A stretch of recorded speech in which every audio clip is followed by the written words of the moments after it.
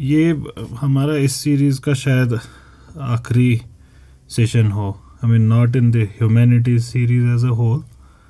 अलबत्ता ये जो दूसरा मॉड्यूल है इमरजेंस ऑफ मॉडर्न इंडिया वाला, तो इसका मोस्ट प्रोबेबली आखिरी होना चाहिए, अनलेस मैं भावनाओं में बह गया। तो हम क्या बात कर रहे हैं? हम बात कर रहे हैं कि आज़ादी होगी और आज़ादी के बाद क्या इश्यूज़ थे, और उसमें हमने इकोनॉमिक इश्यूज़ की लेगेसी देखी जो कॉलोनियल पास्ट की लेगेसी है। फिर हमने कुछ modern issues facing India, and we talked about how these can also be issues other countries also face, and we talked about certain issues, and some of them are unique to India, others are like common to a lot of different countries. So we're going to look at two more things and we'll finish with that inshallah. Education. अब ये education, पहले तो यहीं पे हम रुक जाते हैं 2 मिनट। ये एजुकेशन बड़ा ओवररेटेड है, लेकिन हमने बड़े विद्वानों से सुना है, बड़े बुजुर्गों से सुना है, जिनकी हम मानते हैं, जिनकी हम इज्जत करते हैं, चाहे जिसके भी ट्रेडिशन के हो, तो वो तो एजुकेशन को बड़ा हाई रेट करते हैं। तो फिर how can it be overrated? मसला ये हो गया है, आई फील ये जो टर्म है ना एजुकेशन, इसको मिसयूज़ किया जाता है। जिस चीज़ को एजुकेशन कह रहे हैं, जिसकी हम भी बात करेंगे कुछ मिनट बाद, वो एजुकेशन प्रॉपर नहीं है। उसके लिए बेहतर टर्मिनोलॉजी है लिटरेसी। एजुकेशन प्रॉपर ये नहीं है। तो जिस पढ़ने से साहिब मिले वो पढ़ना कुछ और, तो वो अलग ही चीज़ है एजुकेशन प्रॉपर। तो that is the first caveat. और ये क्यों जानना है आपके लिए ज़रूरी? Because if you do not understand the difference between the to, you would be thinking that you're getting educated or you are educated while you would not be. That is the worst situation any human being can ever be in. It's like you think you have done good, you think you're doing betterment, but you are ruining. That's what it means. आपको लग रहा है कि आप अपने बेटी का, बेटे का, बीवी का, शौहर का, माँ का, बाप का, आप उनका भला कर रहे हैं, लेकिन आप उन पर जुल्म कर रहे हो। आप सोचें ना कितनी बुरी कंडीशन है। It's the worst a human being can be in. Or you think you're doing good, you meet your God in the hereafter, and you are told that all the things you did were bad. So this is that kind of thing. This is remaining ignorant, and आपकी ignorance का undue फायदा उठाना. So that is one thing I wanted to settle in the very beginning. कि this is not education proper that is being talked about. अब उसके लिए schools have failed वाली series, if you get a chance तो उसको देखे, तो उसमें भी इसका जिक्र है काफ़ी हद तक। How to read a book में भी इसका जिक्र मैंने किया है काफ़ी हद तक। And by now those of you who are consistent listeners, उनके लिए ये अब कोई नई बात है नहीं। एजुकेशन, जिसको ये अब एजुकेशन कह रहे हैं, ठीक, हम इसको लिटरेसी कह सकते हैं। Education is seen as an important tool of social and economic progress, equalization of opportunity and the building of a democratic society. ये कौन सा एजुकेशन है जो इन सारे मामलात में मदद करता है? ये 4 अलग तरीके के एजुकेशन हैं, ये एक ही नहीं कर सकता ऐसा। जैसे सोशल प्रोग्रेस, सोशल प्रोग्रेस के लिए नेसेसरी है अदब का इल्म। सोशल प्रोग्रेस के लिए नेसेसरी है अदब का इल्म, कल्चर का इल्म, एटिकेट का इल्म। हम क्या हैं, ठीक? You send your children to school so that they learn तमीज़, वो तमद्दुन तदब्बुर सीखे अपने कौम का, जो भी ग्रुप को वो बिलोंग करता है। And this can be different for different people, like it would be different for a Bihari, a different for Madrasi, a different for a Persian, different for Arabian, and then there are bigger groupings as well. तो उस grouping में और कुछ common होगा, जैसे for example एक मद्रासी और एक पंजाबी, लेकिन दोनों हिंदू भी हैं simultaneously, so they would have a few things. उस मामले में भी फिर फर्दर कॉमन कल्चरल, लेकिन फिर वो अंदर डाइवर्सिफाई हो जाएंगे, जैसे मुस्लिम्स के लिए है, they would have certain things common but they would have certain things different as well. तो सोशल प्रोग्रेस के लिए बड़ा नेसेसरी है कि उनको पता हो अपनी सोसाइटी के बारे में, व्हाट आर वी, हम हैं कौन, हम क्यों करते हैं जो भी हम करते हैं, और हम क्या करते हैं पहले ये भी तो पता होना चाहिए, और यही हमको हम बनाता है। अब for example there must be a point when I cease to be a Kashmiri, है ना, मैं कश्मीरी लैंग्वेज नहीं बोल पाता, मुझे कश्मीर के ट्रेडिशंस नहीं पता, मुझे कश्मीरियों के तौर तरीके नहीं पता, मुझे नहीं पता रिस्त किसको कहते हैं, कांगर किसको कहते हैं, फेरन किसको कहते हैं। At some point I would stop being a Kashmiri ना, कुछ ना कुछ हो सकता है, ये कहा जा सकता है रिश्ता नहीं पता कुछ नहीं हुआ, बड़ा मसला नहीं है, but at some point you would stop being a Kashmiri. So this applies to every culture once again, Madrasi, Sindhi, Baluchi, Afghani, चीनी, everywhere. So ilm of that necessary element is that would make you एक एबल बॉडीड पर्सन जो society की proper analysis कर सकता है, and that's how that person can indulge in social progress. Now this is one part of it. Our text may not be meaning it. Why? Because social progress is also a technical term in sociology, जहाँ पे इस term को usually use किया जाता है social mobilisation के लिए. अब ये बहुत बड़ी टर्म मैंने डाल दी मार्केट में, इसका मतलब क्या होता है सोशल मोबिलाइजेशन, डिटेल में जानना है सोशोलॉजी वाली सीरीज़ है, बट अदरवाइज यहाँ पे थोड़ा बेसिक लेवल पे देखें. सोशल मोबिलाइजेशन, मोबिलिटी क्या होती है? चल फिर पाना, राइट, एक जगह से दूसरी जगह जा पाना. सोशल मोबिलिटी क्या होगी? सोशल मोबिलिटी होगी सोसाइटी में एक दर्जे से दूसरे दर्जे पे पहुंच जाना. दैट मीन्स जैसे फॉर एग्जांपल मुझे कम तंग नज़र से देखा जाता है, मुझे छोटा समझा जाता है मेरी सोसाइटी में. क्यों? क्योंकि मैं लोहार हूँ, ठीक. यावर को कम तंग नज़र से देखा जाता है. क्यों? क्योंकि वो बार्बर है.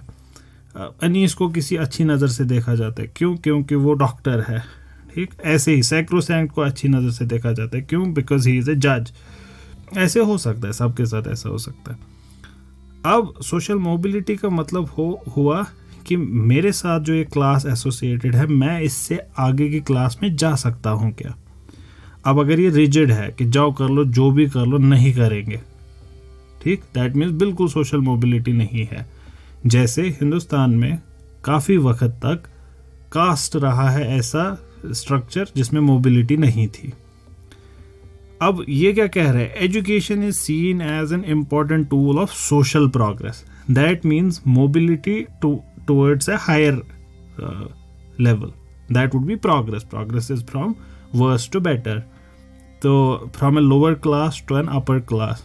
अब इसमें माना जाता है एजुकेशन मदद करता है. अब इसमें दोनों तरीके के एजुकेशन मदद करते हैं. The way we were talking about and literacy, both of these help in social mobility. People of knowledge, they are respected irrespective of which caste they would be from, which religion they would be from, which gender they would be from. उनके लिए social mobility को हासिल करना, progress करना easy हो जाता है. तो this is what it means to say education is seen as an important tool of social progress. मैंने आपको दोनों मायने बता दिए. The way it could be understood in sociology, social progress, and second, the way I personally understand it. Then the second thing it talked about was economic progress. Now this is not very difficult to understand. ये क्या हो गया? Economic progress, product country का बढ़ना, ठीक. Economic progress हम उस चीज़ को कहते हैं. प्रोडक्ट कंट्री का बढ़ना फिर से इकोनॉमिक्स वाली सीरीज़ में डिटेल में है. यहाँ पे क्विकली देखेंगे कि कंट्री कितनी पैदावार कर रही है, कितनी प्रोडक्शन कर रही है, उसकी वैल्यू क्या है. उस वैल्यू में अगर इजाफा हो रहा है, that means country economic progress कर रही है, ठीक. कंट्री एक पेन बना रही थी, कंट्री अब 10 पेन बना रही है, प्रोग्रेस. कंट्री एक प्रेशर कुकर बना रही थी, 50 बना रही है, अब प्रोग्रेस. कंट्री 100 प्रेशर कुकर बना रही थी, 5 बना रही है अब, दैट मीन्स ऑपोजिट डायरेक्शन में गाड़ी चल पड़ी है. सो इकोनॉमिक प्रोग्रेस के लिए भी एजुकेशन ज़रूरी है. अब यहाँ पे भी दोनों तरीके के एजुकेशन, इसी वजह से often times we end up in terms को ना गलत इस्तेमाल करना, because both kinds of education lead to economic progress but more so literacy. अच्छा, ये क्या है यहाँ पे? लिटरेसी से आपका इंक्लूजन होगा हर जगह। जैसे फॉर एग्जांपल आपको बैंक अकाउंट अपना ऑपरेट करना है, लिटरेसी मदद करेगी। आपको अपना फ़ोन ऑपरेट करना है, आपको इंटरनेट ऑपरेट करना है, तो लिटरेसी मदद करेगी आपकी। तो you are much more capable than the person who is not literate and there are more avenues for you. Now as a whole country की digital literacy is dependent on their numeric and alpha numeric literacy. वो English पढ़ पाते हैं या जिस भी language के उनके यहाँ चलता है, तो अगर वो उसको पढ़ पाते हैं तो वो इन सारी चीज़ों में इंडल्ज कर सकते हैं। इसकी वजह से economic progress would depend upon literacy. But education also helps because when people are aware, when people are sound, so they would not indulge in practices which are inimical to their own tradition, their own country, their own people. They wouldn't do that. They wouldn't involve in unethical act. And when there are less unethical acts, the society tends to progress more. So it can be understood in both ways. So education is seen as an important tool of social and economic progress. Equalization of opportunity. अब ये कौन सी बड़ी चिड़िया है? What does it mean to say equality of opportunity?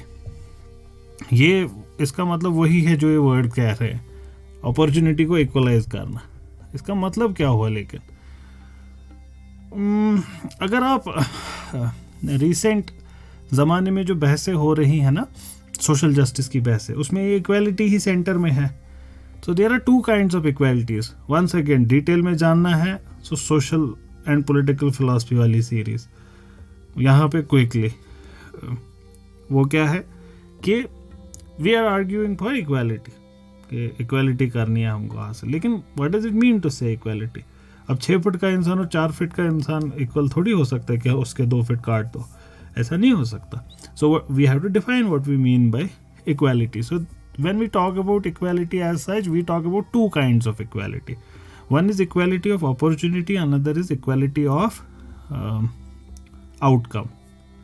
So आज का session बड़ा छोटा होना था तो and probably why I said in the beginning कि शायद ये खिंच जाए, और अब मुझे लग रहा है कि मैं पहली लाइन पे तब से बोल रहा हूँ पिछले 10-15 मिनट से, और लगता है शुल्क भावनाओं में बह गए। बट कोई बात नहीं, हमारा मकसद किताब को मुकम्मल नहीं करना है, बात को समझना है।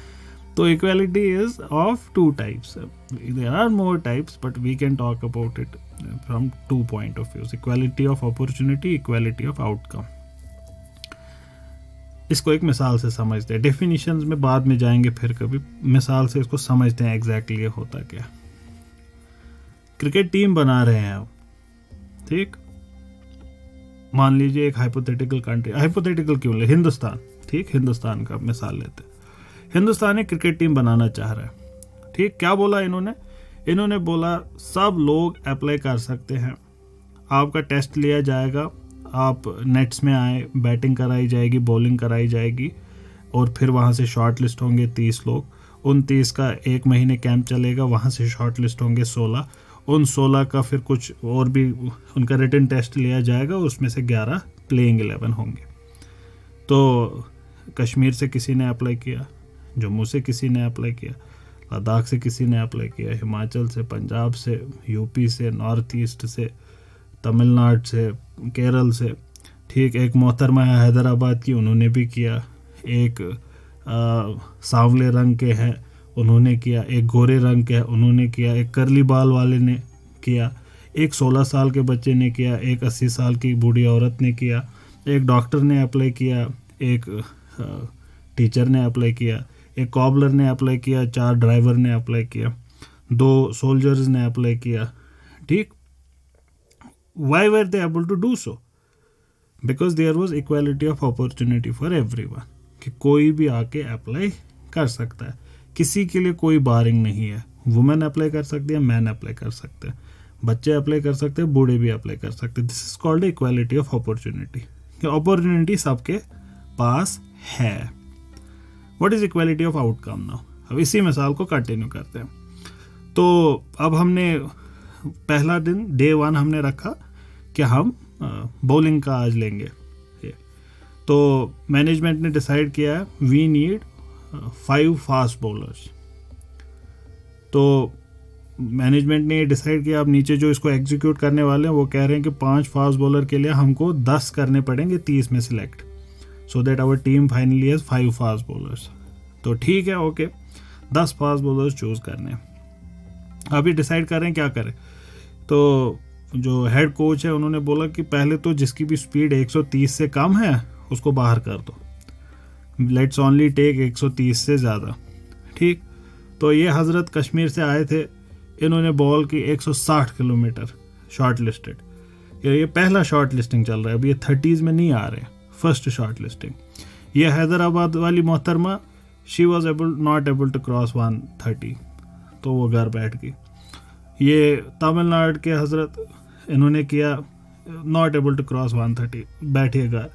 ये सोल्जर, इन्होंने क्रॉस किया 150, इनको बोला शॉर्ट लिस्टेड। ये पंजाबी दोस्त हमारे शॉर्ट लिस्टेड। ये बूढ़े हज़रत 80 साल वाले कुड नॉट क्रॉस 120, इनको घर पे बोला बैठने को। ये बच्चा हमारा 15 साल का, ये नहीं कर पाया 110 क्रॉस, इसको बोला घर बैठो।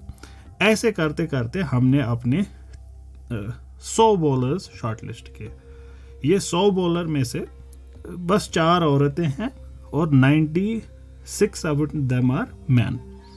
अब हमने क्या किया इसके बाद, अब हमने इसके बाद बोला कि अब इनको दौड़ाओ, इनका स्टैमिना देखो और इनसे ये बड़े पत्थर उठवाओ और देखो कौन उसके बाद टिकता है। ठीक, ये सारा काम कराया। हमारे कश्मीरी हज़रत, उसकी सांस फूल गई, वो आउट हो गया। कश्मीर से एक और भी थे, उनकी भी सांस फूल गई, साइड कर दिया। हमारे नॉर्थ ईस्ट के थे कुछ हज़रत, 2 उनमें से रह गए, 2 उनमें से आगे चल गए। तमिलनाडु वाला भी बाहर हो गया, केरल वाले 2 रह गए। तो ऐसे करते करते वी रीच्ड आवर 30। इसमें से all 30 are men and these are from different states of India, but none of them is, say for example, from Ladakh, or none of them is from Tamil Nadu. So you see, even though there was equality of opportunity, but the outcome is not equal. Outcome में are women represented? No, there are only men that were selected. ठीक, are there any old men? No. Are there any old women? No. Are there any children? No. So one part was equality of opportunity, that you understood. Now to say, when we presented this team to our boss कि sir ये team आ गई, उन्होंने बोला क्या कर दिया ये होगी हिंदुस्तान की टीम, इसमें तो हिंदुस्तान का कैरेक्टर ही नहीं दिख रहा है। It doesn't have the character of Hindustan. Hindustan की महिला इसमें है ही नहीं, हिंदुस्तान के बुजुर्ग इसमें है ही नहीं। नो, जाओ वापस। तो सर क्या करे, हमें 30 प्लेयर चाहिए, वो 30 होने चाहिए 30 डिफरेंट स्टेट से, और उसमें से 15 होनी चाहिए वुमेन, 15 होनी चाहिए मर्द, और इन 15 मर्दों में से 5 होने चाहिए बिलो 20, 5 होनी चाहिए बिटवीन 20 एंड 40, एंड 5 होने चाहिए अबव 40। औरतों में भी ऐसे ही। फिर ये जो 5 है इनमें ऐसे ऐसे कर करके हमने दूसरी टीम बनाई है। ठीक, इस टीम में हमने क्या करने की कोशिश की है, अब इक्वालिटी ऑफ आउटकम को बरकरार करने की कोशिश। This would be equality of outcome. Now you would see reservations वगैरह क्या करने की कोशिश करते हैं, इक्वालिटी ऑफ आउटकम को बरकरार करने की कोशिश जिस हद तक हो सके। अब इन दोनों में, लेकिन अगर आपने ध्यान दिया हो, मैं बहस में नहीं जाऊंगा डिटेल में, there is some contradiction between the two. When you give one more preference the other falls, when you give other more preference one falls, and that should tell you one of the fundamental wars or tug of war between liberal societies and other societies, the difference between capitalist society and communist society, the difference between eastern world and western world.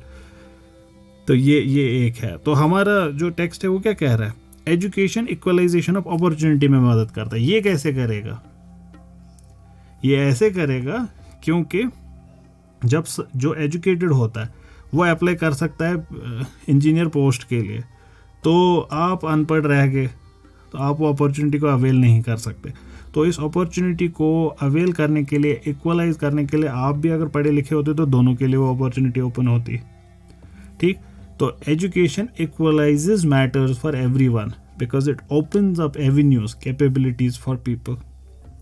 So education is seen as an important tool of social and economic progress, equalization of opportunity, and then the fourth, the building of a democratic society. अच्छा, ये बड़ा important है. ये चौथा, democratic society बनाने के लिए education important है. लोगों को पता होनी चाहिए कि दूसरे के हक क्या हैं, दूसरे के हुकूक, तभी वो उनकी खिलाफ वर्जी नहीं करेगा. जब उसको पता ही नहीं है the rights other people should have और have, they already have them, a person who is aware of them has more chance to be able to fulfill them as well. जो उसकी obligations है, जिसको पता ही नहीं है उसके बारे में, बड़ा मुश्किल है. जैसे फॉर एग्जाम्पल वोटिंग के ही मसाइल देख लीजिए. People have to vote for a political party और a candidate. Now they can vote on the basis of anything. ठीक, वो वोट कर सकते हैं say for example on the base of caste. देखो मैं यादव हूँ, मैं किसी यादव के लिए ही वोट करूँगा. दे can vote on the basis of religion, कि मैं मुस्लिम हूँ, मैं सिर्फ मुस्लिम कैंडिडेट के लिए वोट करूँगा. दे कैन वोट से for example for the sake of development, ये पार्टी डेवलपमेंट करती है, मैं इसके लिए वोट करूँगा. आइडियोलॉजी, ये कम्युनिस्ट पार्टी है, मैं कम्युनिस्ट हूँ, मैं कम्युनिस्ट के लिए वोट करूँगा. तो you have all of these reasons. Only an educated mind can balance between all of them. कि फॉर एग्जाम्पल मान लीजिए एक पार्टी है जो बिल्कुल डेवलपमेंट तूफानी डेवलपमेंट करती है, लेकिन ये हिटलर की पार्टी है. हिटलर है इसके, ये जो हिटलर है ना जर्मनी वाले, वही हिटलर है exactly. And we are asked to vote. Would we vote for Hitler? We would not vote for Hitler. We would never vote after knowing what he has done. Why? Because जो इल्म हमारे पास है वो हमको अब रोकता है. We are able to balance between the two. ये हमको डेवलपमेंट देगा, हमको चाहिए ही नहीं, हम भूखे मरेंगे, हम ठीक है, लेकिन हिटलर को वोट नहीं देंगे. What made that possible? एक एजुकेटेड माइंड ये सारे फैसले ले सकता है. तो वैल्यूज़ को इनकलकेट करना, डेमोक्रेटिक वैल्यूज़ को इनकलकेट करना. जैसे फॉर एग्जांपल अगर हमारे घर ही डेमोक्रेटिक नहीं है तो कैसे हो सकता है कि हमारी पॉलिटी डेमोक्रेटिक होगी? बड़ा मुश्किल है. तो इसीलिए एजुकेशन इसके लिए भी बहुत इम्पॉर्टेंट है. और ये है एजुकेशन प्रॉपर. क्यों? देखिए, आप डिसएग्री कर सकते हैं if democracy is the finest form of government. आप आर्ग्यू कर सकते हैं कि इज इट गुड और bad. There are philosophers who have argued against it and some of the most famous would be the Greek trinity. they did not like democracy at all. But we are not arguing that. We are arguing what is education actually. Education is actually ethical. Ethics का knowledge देना is education. कि how to act. And polity is kind of ethics at a मतलब societal level. एक हो गई individual ethics, एक हो गई सोसाइटी के ethics. इंडिविजुअल के ethics, खाना दाएं हाथ से खाता हूँ मैं, तो अब इस पे भी बहस हो सकती है कि इज इट एथिक और not. But for a while individual ऐसे करता है काम, सोसाइटी ऐसे करती है काम. तो सोसाइटी का यूनिट हो गया इंडिविजुअल. तो सोसाइटी जैसे बच्चों के पास इल्म होना चाहिए कि घर के तौर तरीके क्या हैं, वैसे ही सोसाइटी के पास इल्म होना चाहिए सोसाइटी के तौर तरीके क्या हैं. तो इंडिविजुअल को फैमिली में तो फैमिली के इनकलकेट कर देगी वैल्यू, लेकिन सोसाइटल वैल्यूज़ कैसे इनकलकेट होंगे? तो उसके लिए एजुकेशन प्रॉपर कम्स इन. तो इसीलिए ये एक्चुअली एजुकेशन प्रॉपर है फ्रॉम डेमोक्रेसी पर्सपेक्टिव. अब किसी का खिलाफत पे यकीन है तो उसका वो वाला इल्म वुड बी एजुकेशन प्रॉपर. किसी का कम्युनिज्म पे यकीन है, उनके लिए वो होगा. किसी के लिए monocracy, autocracy, theocracy, democracy, there are different cases. और इंटरेस्टिंगली ये भी हमने डिस्कस किया है सोशल एंड पॉलिटिकल फिलॉसफी में. That was our first line. खैर, अब अगर एजुकेशन इतना इम्पॉर्टेंट है तो the challenge at India's independence वाज कि कैसे बेटर और वाइडर एजुकेशन प्रोसेस को हम खड़ा करें. How would we be able to do that? कैसे हम इंस्टीट्यूशंस को खड़ा करें जहाँ पे सब लोग पढ़ाई कर सके इन पर्पसेस के लिए. क्योंकि पॉलिटी के यही मकसद है, स्टेट के मकसद है ना कुछ, social progress, economic progress, equality of opportunity and जो उसकी आइडियोलॉजिकल बेसिस है, which in this case was democratic society. तो ये 4 मकसद को पूरा करना, इसके लिए एजुकेशन ज़रूरी है। तो this was one of the challenges India faced. तो जब ब्रिटिश रूल था उस वक्त एजुकेशन का मकसद लिमिटेड था to create people who could man lower bureaucratic positions, जो छोटे क्लरिकल वगैरह काम हिंदुस्तान के लिए क्या नाम है इनका, ब्रिटिशर्स के लिए करते। So the expenditure at that time was in line with this. तो बड़ा कम एक्सपेंडिचर एजुकेशन पे ब्रिटिशर्स ने किया और एक डाउनवर्ड फिल्ट्रेशन थ्योरी को अप्लाई किया गया विच फेल्ड। ये भी इम्पॉर्टेंट है समझना, इसको टॉप डाउन अप्रोच भी कहते हैं। So there are many ways in which countries try to do their stuff and there are background philosophies that why they do what they do.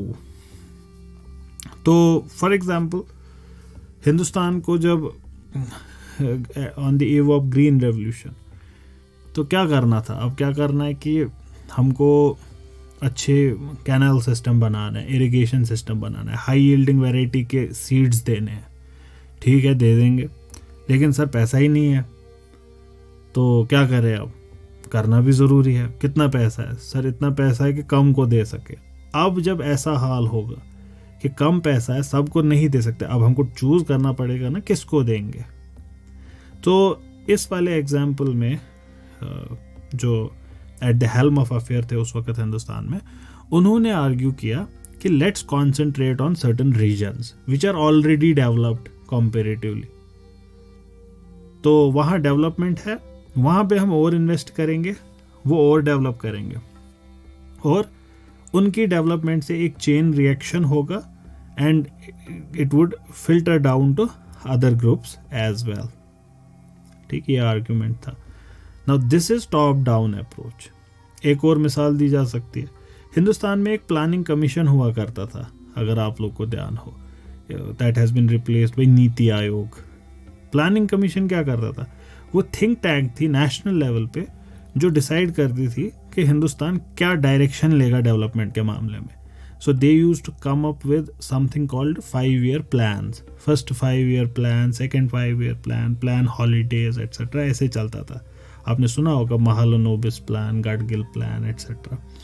तो दे हैव डिसाइडेड कि हम इन 5 साल में हैवी इंडस्ट्री पे इन्वेस्टमेंट करेंगे, तो बाकी इकॉनमी यही they would kind of follow the suit. Argument फिर से क्या है, ऊपर से जब चेंजेस आएंगी नीचे वो चेंजेस धीरे धीरे आ जाएंगी, ये इसमें आर्ग्यूमेंट है। And many times it does not happen. तो यहाँ पे एजुकेशन के मामले में क्या थियरी थी कि we would educate a select group of people and once they are educated ये डाउनवर्ड ट्रेंड शो करेगा, मासेस तक खुद पहुंचेगा। मैं एजुकेशन के मामले में पर्सनली भी यही थियरी रखता हूँ। मुझसे आप लोगों ने पूछा है कि पूरी दुनिया को कहाँ पढ़ाओगे तो मैं क्या जवाब देता हूँ, सबको पढ़ने की ज़रूरत नहीं है। If there are just enough people who are good, बाकी society would itself be forced to be good. I can give you an example as well. जैसे take the example of vaccination. Does everyone have to be vaccinated for a disease to stop spreading? No. Not everyone needs to be vaccinated. Why? Say for example, I am vaccinated and I'm the only person who moves out of home. So, I am vaccinated. No one in my family is going to catch the disease. Why? Because even if I catch the virus, I'm still not able to transfer it because it's not going to infect me. तो इसको कहते हैं economics में positive externalities. So there are things are not neutral, things have externalities, certain things have negative externalities, certain things have positive externalities. So investment in one place has effects on other places. Say for example healthy diet हमने adopt कर लिया तो all of a sudden हमारे hospital के expenditure भी गिर जाएंगे। तो ये सारी चीज़ें इंटरकनेक्टेड होती हैं। तो इस वजह से एजुकेशन के मामले में भी if half of the society is educated in the real sense of the term, means good people, ethically sound people, the rest of other people, they would be forced to behave like that. It's just the nature of societies. इसकी भी एक मिसाल दी जा सकती है, Delhi metro. Delhi metro is the finest example that I know of. See Hindustan में litter करने वाले लोगों की तो कोई कमी है नहीं, या वो जो पान खाते हैं, वो आई डोंट नो पान होता है क्या होता है, वो लाल कलर का और फिर थूकते हैं कोने पे, उसकी भी हिंदुस्तान में कोई कमी नहीं है. जहाँ जाएंगे आपको दिखेगा. आप रेलवे स्टेशन में दाखिल हों, आपको दिखेगा कितना बुरा हाल होता है पब्लिक स्पेसेस में, पब्लिक टॉयलेट्स में. डस्टबिन होगा, डस्टबिन के बगल में कूड़ा गिरा होगा. इस रियलिटी से हम सब वाकिफ़ है. But you would not see that happening in metro. And when the fact is Delhi metro में तो डस्टबिन्स भी नहीं है. Even then it is very clean. एक और मिसाल दी जा सकती है. आप ही कूड़ा करकट फेंकते हैं मार्केट में, चॉकलेट खाई रैपर फेंक दिया, टॉफ़ी खाई रैपर फेंक दिया, लेकिन जब आप एयरपोर्ट में दाखिल होते हैं आप ये काम नहीं करते हैं. क्यों नहीं करते आप? Because there is something at work here जो रीइंफोर्स करता है एक अच्छे बिहेवियर को. तो maybe in this case top down theory works. तो ये उन्होंने ब्रिटिशर्स का ऐसा मानना था. जो नेशनल मूवमेंट लीडर्स थे, इन्होंने क्या किया? इन्होंने they tried to take the message of education to the masses and they kind of succeeded to a large extent in doing that. अब ये एजुकेशन इज प्रॉपर एजुकेशन जो वो कर रहे हैं. It might not be imparting literacy. Sardar Vallabh Bhai Patel is not indulging in making people literate. He is indulging in making them well aware, and that is education proper. Education proper is where the mind is without fear. That is education proper. That's what they are indulging in their own respective realms. We might have disagreements with this ideology, that ideology, but what they are doing, that is education. Ideological education is education proper. So they did it. ठीक. And colonial authorities इसको रोक भी नहीं पाए. And these people are prolific writers and इनके जो journals हैं they still remain. खैर, बेसिक एजुकेशन और literacy this was not tackled. इसी वजह से 1951 में जब हिंदुस्तान आज़ाद हुआ, सिर्फ 16.5%, 16.6% of total population was literate. और रूरल एरियाज़ में इससे भी बुरा हाल था, 6.6%. 1947 में हिंदुस्तान में सिर्फ 18 यूनिवर्सिटीज़ थी और सिर्फ 3 लाख स्टूडेंट्स एनरोल्ड थे इन यूनिवर्सिटीज़ में. 1965 आते आते 5% of rural population was not served by any school at all. फिर धीरे धीरे इन सब में बेहतरी आई. सर्व शिक्षा अभियान ये चला. राइट टू एजुकेशन के अंडर फंडामेंटल राइट बन गई बच्चों की टू एजुकेशन, तो government was forced to provide it. तो ये सारे काम हुए. तो जो एग्जिस्टिंग स्कूल्स थे, they were also very poor. Majority schools did not have buildings proper, black boards, drinking water की प्रॉब्लम्स, ये सारी धीरे धीरे हल होने लगी. वी वुडंट से कि हर एक मसला हल हुआ, but yes, strides have been made. Nearly 40% of primary schools had only one teacher to take 3 or 4 classes. There are still such schools, but again, बेहतर था. There was high rate of dropout. Gross enrollment ratio बड़ा कम था. Half of those जो first class में जाते, they would have left by reaching standard 4. That means 100 बच्चे first में दाखला लिए, 5वीं में 50 ही रह गए. Half of them would be leaving. So this was, dropout rate was high, and in women it was even higher. Girls में बहुत ज़्यादा high था. तो अब अगर गर्ल्स और बॉयज़ में अब देखें, जो हमने अभी कुछ देर पहले बात की, इक्वालिटी ऑफ अपॉर्चुनिटी, अगर लड़की पहले ही निकल रही है स्कूल से तो इक्वालिटी ऑफ अपॉर्चुनिटी में पीछे रह जाएगी. So there was no equality of opportunity. तो इसी वजह से we can say one of the reasons why women kind of remained out of the economic sphere. तो गरीबों के लिए भी ऐसे ही और मसाइल, क्योंकि गुड एजुकेशन का एक्सेस नहीं था. And then there was add to it जो major weakness post independence Indian education में दिखी, वो थी एजुकेशन के स्टैंडर्ड्स का ही खुद में डिक्लाइन हो जाना.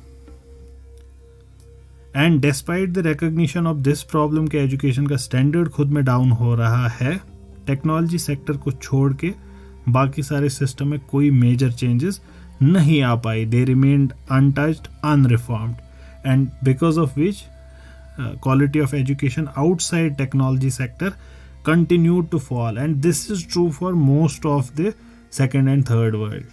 This is true for Africa, this is true for Asia, that these countries now concentrate more on tech education and they are doing good there, and one of the reasons उनके societies में काफ़ी हद तक upheaval है. इसके लिए बहुत ज़रूरी है कि आप एक मेरा सेशन सुने.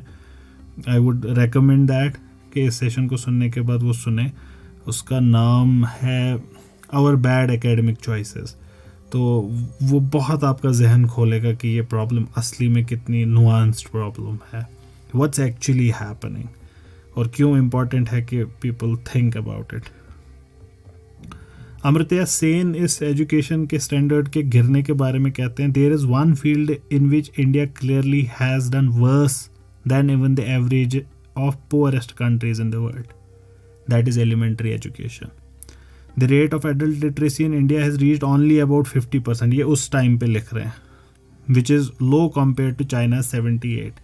But even compared to average figure of 55% for all low income economies, India has been left behind in the field of basic education even by countries which have not done better than India in other developmental achievements. For example, Indonesia, Ghana, Zimbabwe, Zambia.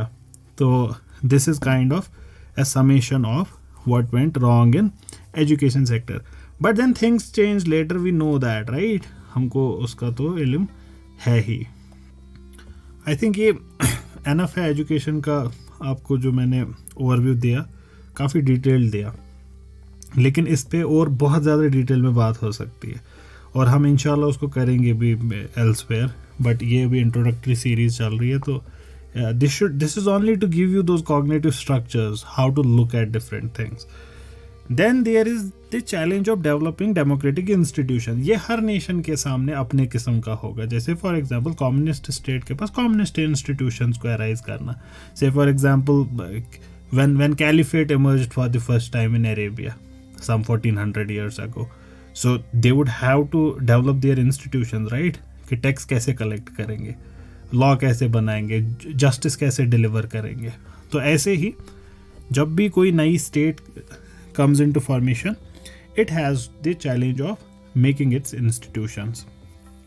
अब हिंदुस्तान भी आज़ाद हुआ, democracy को adopt किया, तो it was this nation state which had to build for itself democratic institutions. अब इसके लिए भी education and economic growth were prerequisites but not sufficient condition for this development. मैंने सोचा था आज ये मुकम्मल करेंगे, लेकिन ये ऐसी ऐसी बातें कर रहे हैं जिसमें बहुत कुछ सीखने के लिए है. देखिए कितना ज़रूरी है लॉजिक का इल्म. लोग समझते हैं कि इन चीज़ों का क्या इस्तेमाल होता है. यहाँ पे स्टेटमेंट हुआ use education and economic growth were prerequisites but not a sufficient condition for development. इसको ऐसे भी कहा जा सकता है, X is a necessary condition but not sufficient condition for development. Necessary but not sufficient. Necessary और sufficient इनके 4 तरीके के रिलेशन हो सकते हैं आपस में, नेसेसरी और सफिशिएंट के. Necessary but not sufficient, necessary and sufficient, not necessary but sufficient, not necessary, neither necessary nor sufficient. यही 4 रिलेशंस हो सकते हैं इनके. इसको मिसाल से समझिए.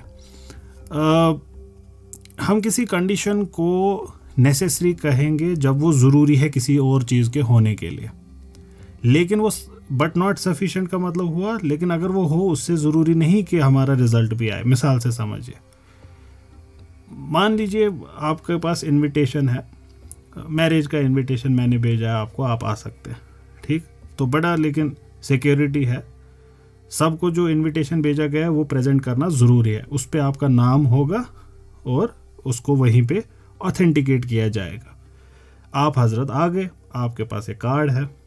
So this card is kind of a ticket. So this ticket is a necessary condition to enter the marriage hall, but it is not the sufficient condition. Why? Because you need to be authenticated, you are the same person. तो आपको I card भी दिखाना पड़ेगा.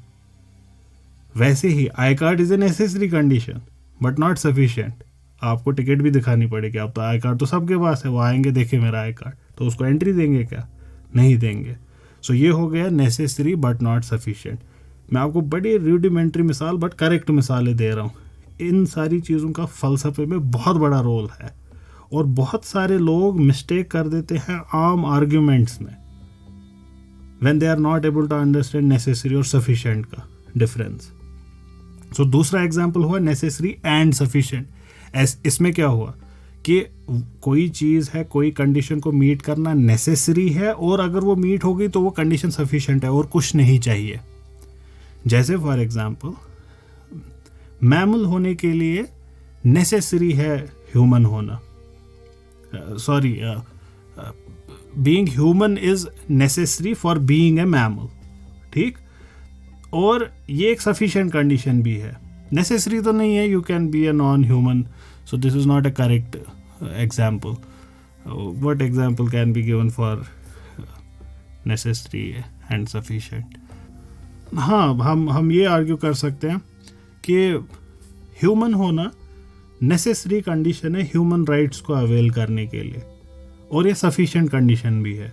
ऐसा नहीं argue किया जा सकता कि अच्छा आप ह्यूमन तो है लेकिन आप वुमन है तो आपको ह्यूमन राइट नहीं मिलेगा. अच्छा आप ह्यूमन तो हैं लेकिन आपसे पर्टिकुलर कास्ट से है या पर्टिकुलर रिलीजन से है, so this condition is necessary. अच्छा अब आप पत्थर है तो आपको ह्यूमन राइट नहीं मिलेगा. आप पौधा है, आपको ह्यूमन राइट नहीं मिलेगा. आप हवा है, पानी है, तो ह्यूमन राइट नहीं मिलेगा. तो कंडीशन ये नेसेसरी है और सफिशिएंट भी है. Next, not necessary but sufficient. Necessary नहीं है लेकिन सफिशिएंट है. मान लीजिए, अच्छा हाँ, इसकी मिसाल ले सकते हैं आप. ग्राउंड के गीले होने के लिए नेसेसरी नहीं है कि बारिश हुई हो, क्योंकि अगर गार्डनर ने पानी मारा तब भी गीला हो सकता है ग्राउंड, लेकिन सफिशिएंट है अगर बारिश हुई हो. तो नेसेसरी तो नहीं है लेकिन सफिशिएंट है. And then finally neither sufficient nor necessary.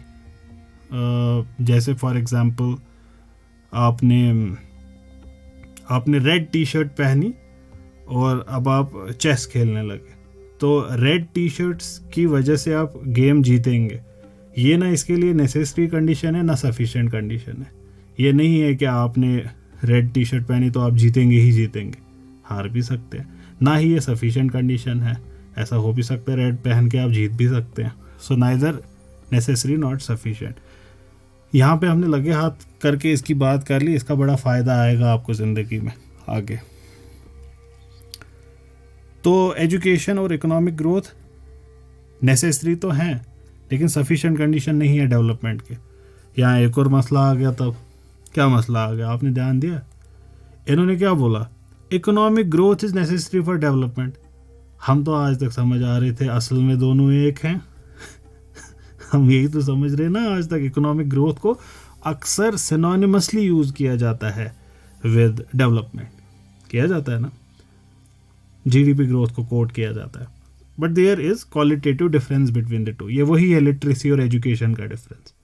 So development is humans का डेवलपमेंट हो रहा है कि नहीं. मैं आपको मिसाल देता हूँ. मान लीजिए एक इकॉनमी है, इसमें 2 लोग रहते हैं, बस सिर्फ 2 लोग, एक यूनिस एक यावर.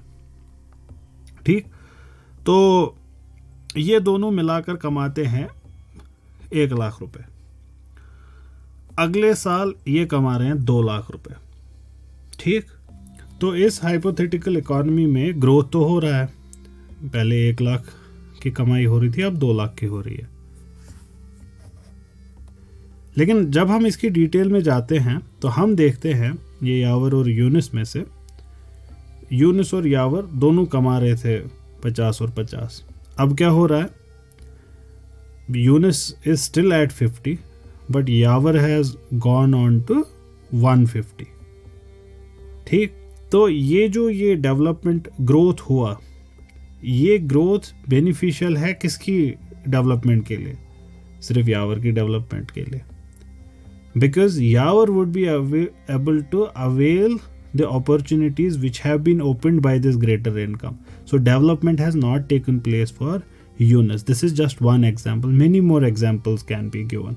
कि ये जो GDP की growth rate है, ये growth rate हो सकती है ना कि Ambani was earning 1 crore, now he is earning 2 crore.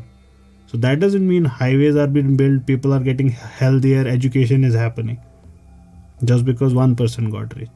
तो you have to take this aspect as well. इसी वजह से you calculate things like multi dimensional poverty index, you calculate human development index, and there are other indices as well which are important to understand how a country is doing और an economy is doing. और इस पर भी detail discussion economy के series में होंगे इंशाल्लाह, तो आप उनको वहाँ पे सुन सकते हैं. I think I will stop here. जैसा मुझे लग रहा था वही हुआ. हमने मैं सोच रहा था आज ये मुकम्मल होगा पर हो नहीं पाया. So will stop here. If you people have anything to say you can say that, और इसको हम इंशाल्लाह अगली बारी मुकम्मल करने की कोशिश करेंगे.